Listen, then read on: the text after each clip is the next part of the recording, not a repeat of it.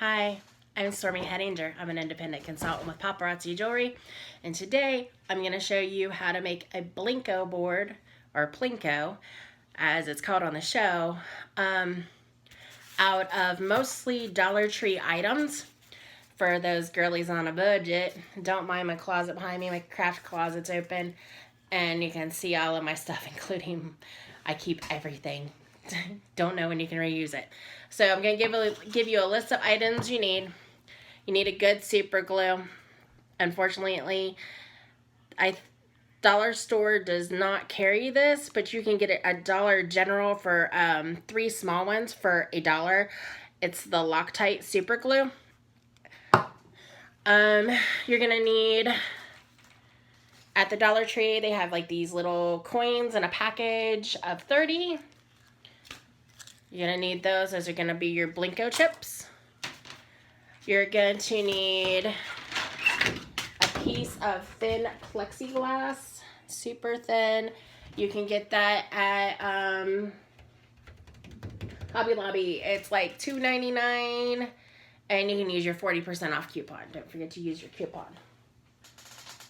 You're going to need 2 pieces of foam board. They have it in black and white, your choice. I like the black better because my chips, I think, will stand out from it. So, of course, it's upside down. Foam board. It's over where you find all of your, like, pens and pencils and all that stuff. Your choice of letters. I got some blue glitter letters. I got these at Dollar General, but they trouble connecting to the internet. Check your Wi-Fi network connection by going to settings. I have no idea what that was all about, but okay. So, ignore my tablet. So I got these at Dollar General. I think I paid a couple bucks for them, but you can get dollar ones at the Dollar Tree. Or if you have a Cricut, you can cut them out. I have one, but I was trying to save time. You're going to take your first piece of foam board and you're going to make a few cuts. So your 2 side pieces are going to be 2 inches wide and 24 inches long. Those are going to go on your sides. Your bottom piece is 2 inches wide, 2 inches wide by 20 inches long. And then you're going to need to cut 9 pieces of foam board. And these ones are 1 7/8 wide and 3 7/8 down. I know 7/8 is a pain. You're also going to need something to cut with. I am using a box cutter. It seems to work the best. Scissors kind of make little jaggeds and you can't get a clean cut with it. So I've made all my cuts. You're also going to need a pair of, if I can find where I put them,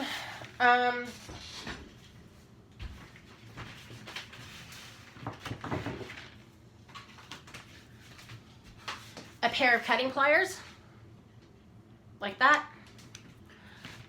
These ones are called, I think they came from Harbor Freight, but Lowe's, Menards, anywhere, Home Depot. Diagonal cutting pliers is what these are. And then you're going to need a pack of, I got these from the Dollar Tree also for $1, clear plastic push pins, and a pair of safety goggles. Got to protect those eyes, girls. So, what you're going to do first is you'll want to take all of your push pins.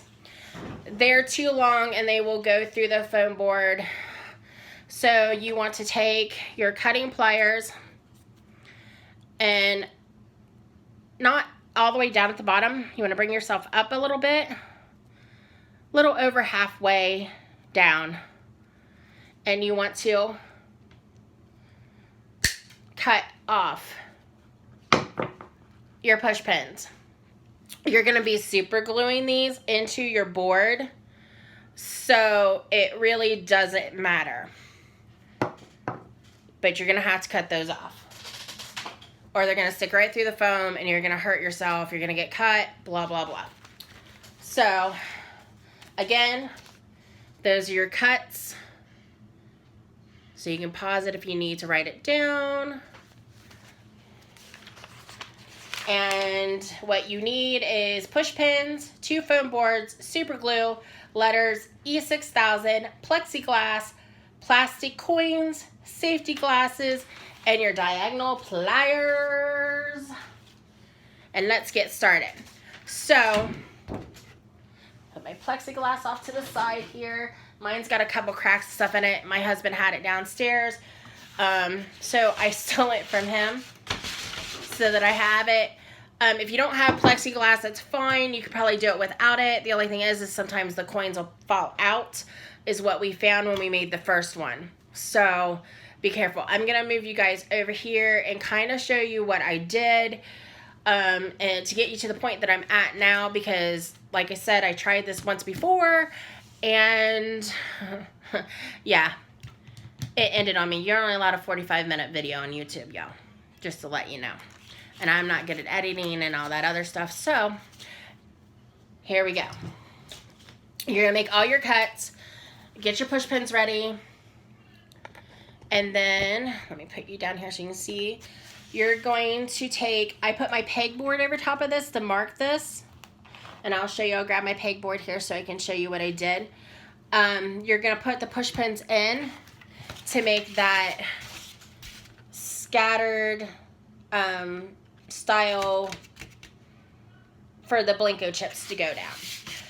You'll want to also measure for your top, for your letters, how far you want it. Mine, I measured 6 inches from the top so that I can set my letters up here. And then you're going to want to measure your bottom and draw a line. You can barely see it. It's there. I did it in black. You're going to want to measure for your pieces to go so that your chips have somewhere to fall. So once you get that all measured out, you have all your cuts made, you're going to want to take your foam board and lay it down flat somewhere. Make sure you have plenty of room. You're going to want to take a piece of pegboard. You're going to want to line that up with your lines like this. Make sure you mark where your bottom line is on your pegboard so that you know where to stop. And then what you're going to do, and I'll just kind of show you, is you want to start at your very top there. So let's say this is my top. I'm going to start here.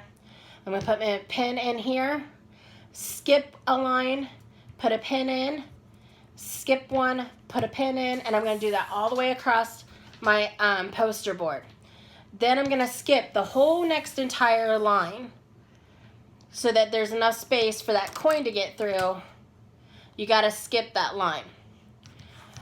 I'm going to go to my next line, and if I started here, my next one's going to be here so that they're diagonal. And maybe if I turn this over on the brown side, you guys can see a little bit better. That black kind of blocks it. So again, you're going to start with your top line. So if this was the top of my board and I had it lined like this, I'm going to leave my black where my letters go. Start with my very first peg, skip one, peg, skip one, peg, skip one, peg, all the way across to the end. Skip a whole entire line. And then if my pegs, so you guys can get an idea. Sorry about the arm in your face. So if my pegs were here and here, like that, I'm going to skip this line, and my next line is going to go in between those two pegs so that my coin can fit in between. You're going to do that all the way down your board.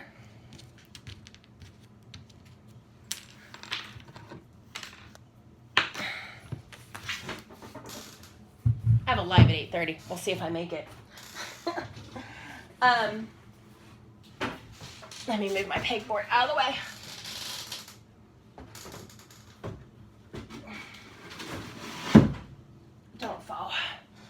You're gonna do that all the way down your board until you have something that looks like this. So all the way down my board. So once my whole board is done, I'm gonna go to the bottom here and I'm going to take my shortest long piece, which is my bottom piece. I am going to take my glue. I'm gonna run super glue down my foam board. Now the super glue dries in 15 seconds, so you kinda want to be quick. So I'm gonna go that all the way down. I didn't use hot glue here because hot glue will melt the foam core. Once I've got my bead of glue, I am going to take my foam board,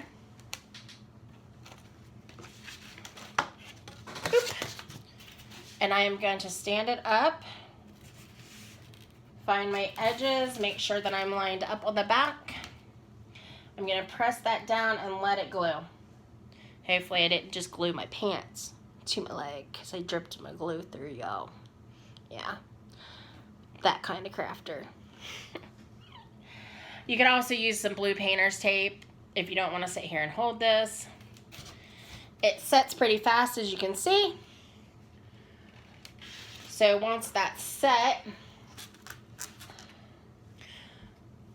I'm going to take my super glue again, or a hot glue gun here because of the paper.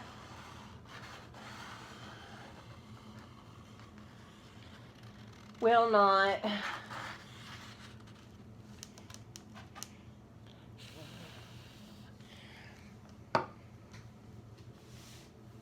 It did. It dripped right through my pants onto my leg. I caught it before it dried. Crafting with Stormy. So much fun.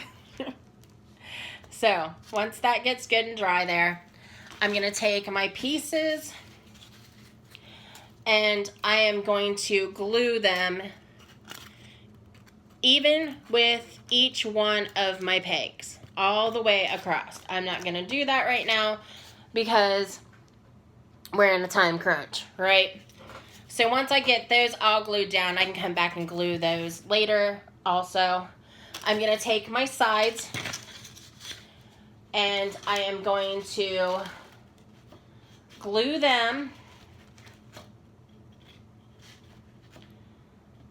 with my super glue, just like that, to make kind of like a box. For time saving, we're not going to actually glue this on because, yeah, limited time. So once I get that all glued on, both of my sides are glued. I'm going to show you the one that I made that is my messed up so we can show you to what point we're at. Once that is all glued together, and I will reinforce everything with hot glue when I'm done because that's what I do. And I'll show you that in my one that I didn't trim down. I didn't account for that 1/8 inch in my pocket. So,